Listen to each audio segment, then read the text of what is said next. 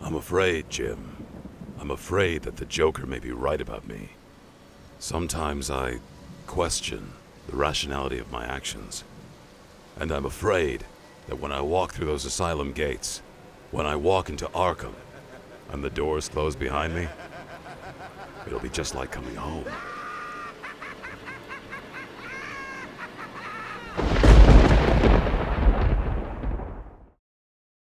Stop me if you've heard this one before. Our protagonist is a relatively normal guy with a relatively sane mind. Relatively nice family, relatively bright future. But through little fault of his own, it all gets thrown into chaos in one night. He ends up at the wrong place at the wrong time. His family stripped away from him in a second. His life turned upside down. And sure, he's more or less unharmed, relatively speaking. But with all that unexpected trauma, something in his mind snaps, and he decides he's going to send a message to the world that this was not okay. Hello, I'm Tyler, this is the Imaginary Axis, and what you just heard was the origin story for Batman. And also the Joker. True, the description was a little vague. Add in a few specifics about the protagonist's age, the type of family they had, or even how that family was taken, and you realize they don't match up perfectly. But I'm not the first person to point out how, at their core, both of these characters are men who lost everything over the course of one bad day and became so traumatized by the event that they decided to dedicate the rest of their lives to it. Bruce Wayne loses his parents to the unprejudiced chaos of the world.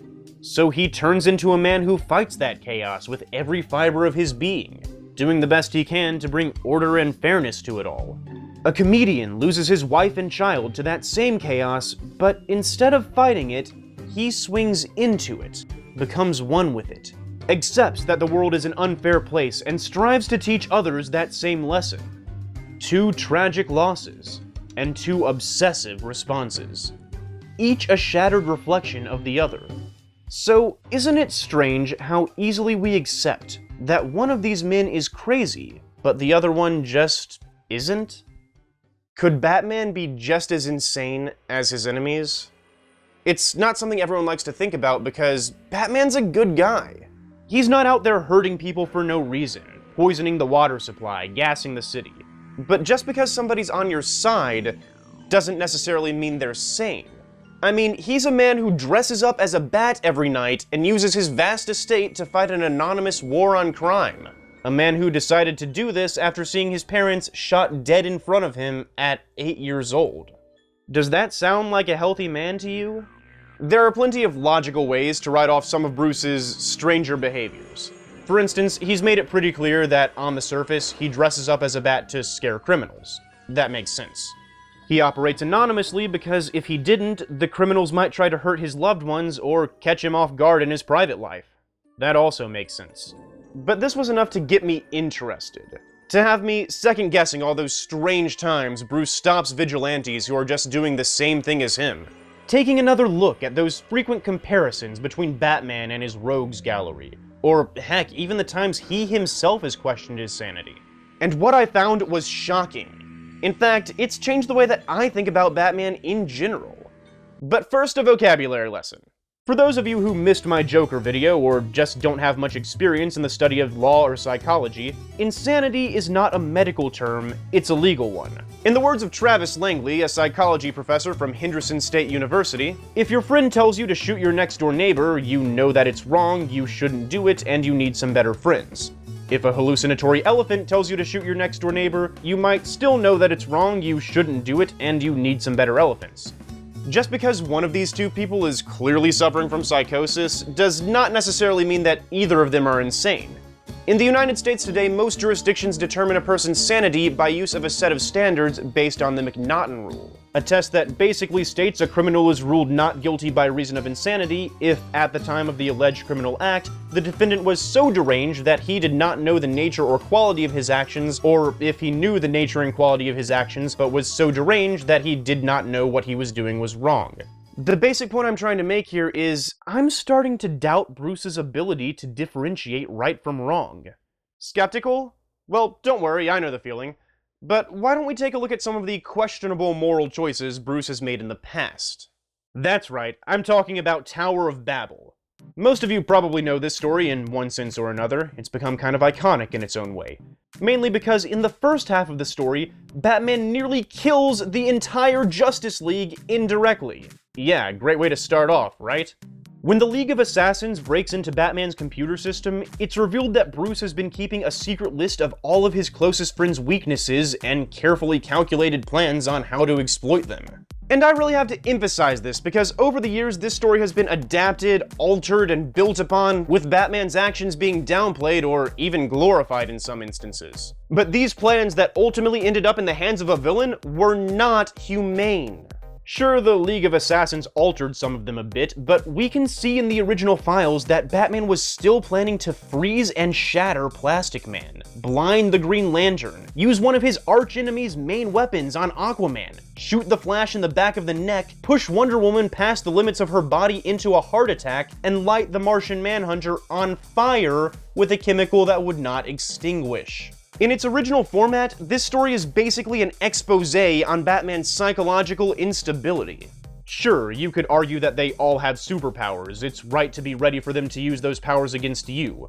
But Batman didn't even tell the others that these plans existed. As far as everyone knew, when they were sitting around the Watchtower telling stories to Batman, they were just stories. Between friends. But Bruce was secretly using these moments to gather every bit of intel he could on them in preparation for the day that they snapped. A day that might never come. In his section about Superman, Bruce even admits that it's fairly possible he'll just have to put Superman to death. But if he doesn't want to for some reason, it's okay, because Bruce has a special form of kryptonite that will just make Superman wish that he was dead. The Batman of this story is portrayed as a lonely, paranoid, confused man. A genius man, but one who doesn't understand that you don't do this to your friends. He only gets the message after those plans leak, nearly cause a social and economic collapse, and the League berates him for it repeatedly. And after everyone has made it abundantly clear that this was wrong, Bruce, they vote on whether he should remain a member of the League or not. But before they finish voting, he leaves. And no, it's not a self-righteous resignation like in the movie adaptation. The narrative makes it pretty clear that Batman's actions were to be considered questionable at best, even by him. But questionable isn't quite insane, is it? People make mistakes all the time. It doesn't mean Batman doesn't get right and wrong.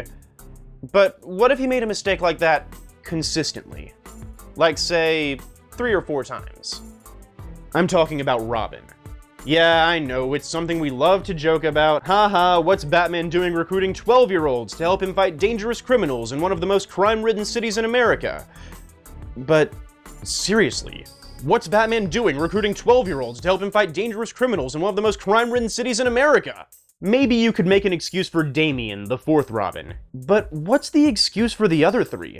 We see consistently throughout canon that Bruce recruits young children with promising talents to take down mob bosses and lunatics in the dead of the night. And they're not like the other kid superheroes in DC. These guys don't have extraterrestrial armor, magic spells, or superpowers. The oldest one he's ever recruited was 13.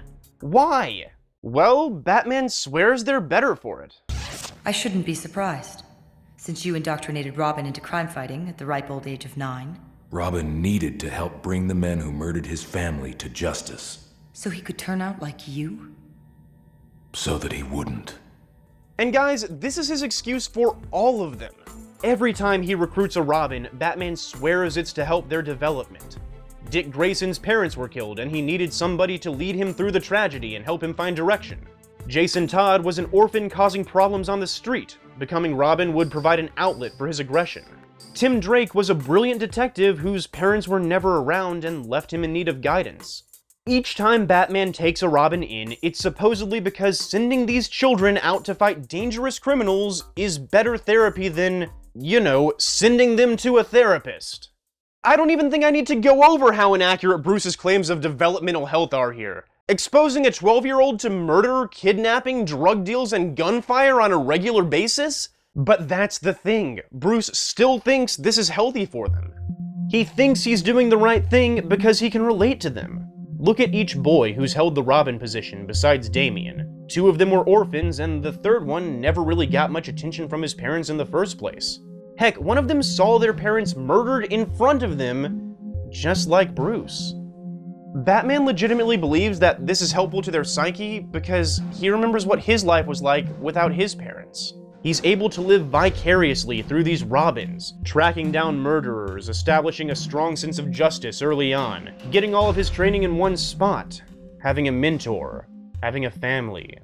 Bruce doesn't believe that this is the right thing to do because his expertise in psychology is telling him so. He believes it's the right thing to do because he's confused by his past trauma.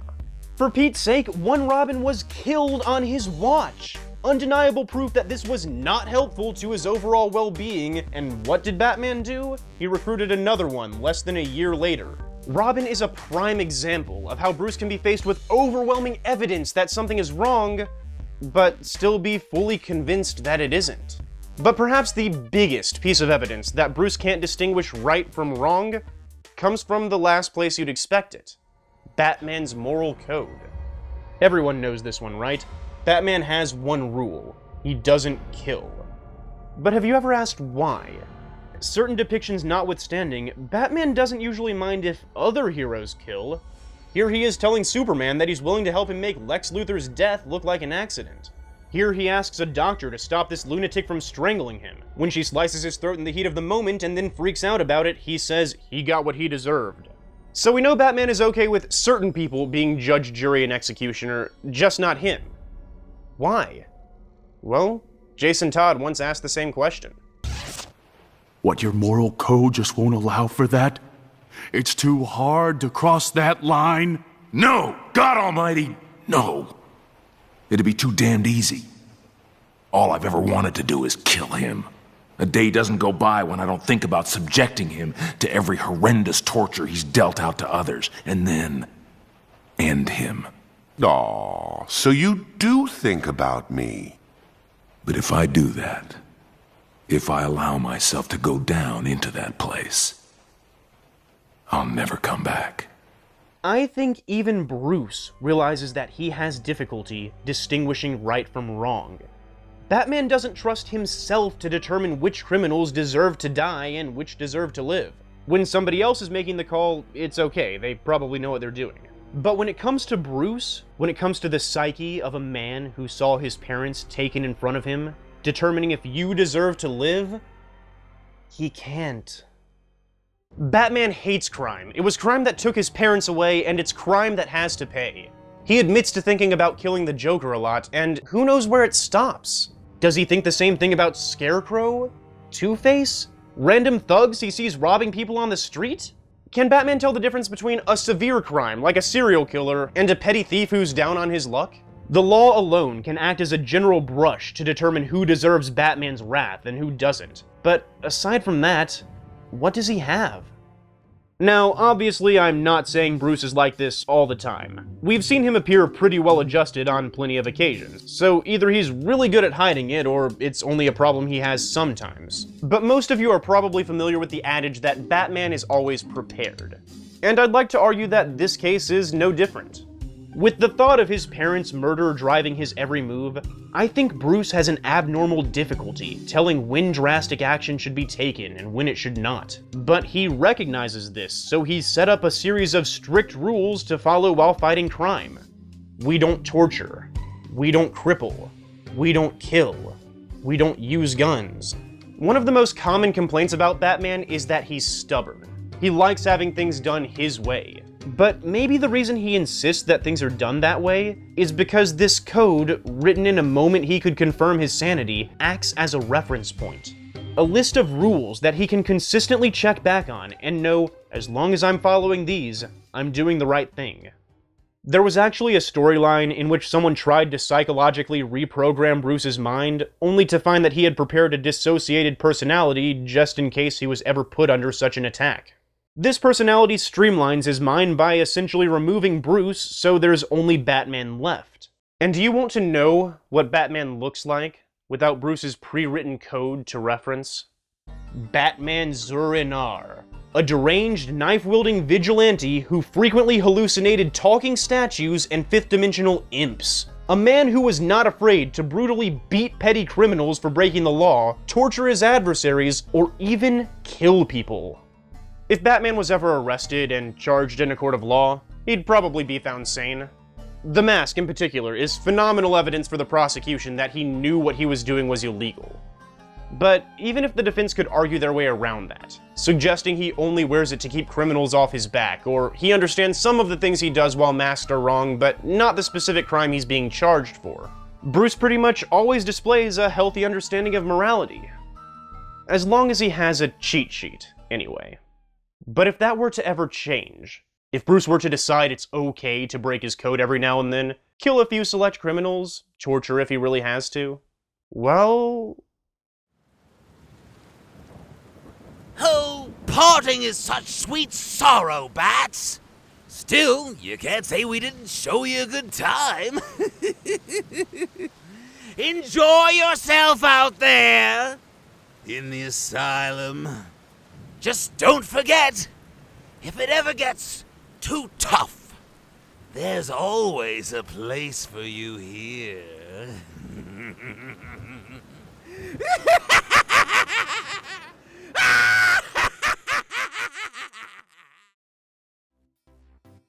Hey everybody, I hope you enjoyed this video. If you did, then you should check out Jesse Gold's channel.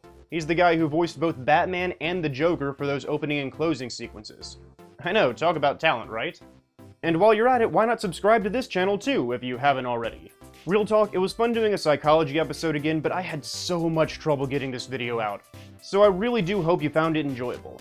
But even if you didn't, thanks for watching to the end, and have a good day.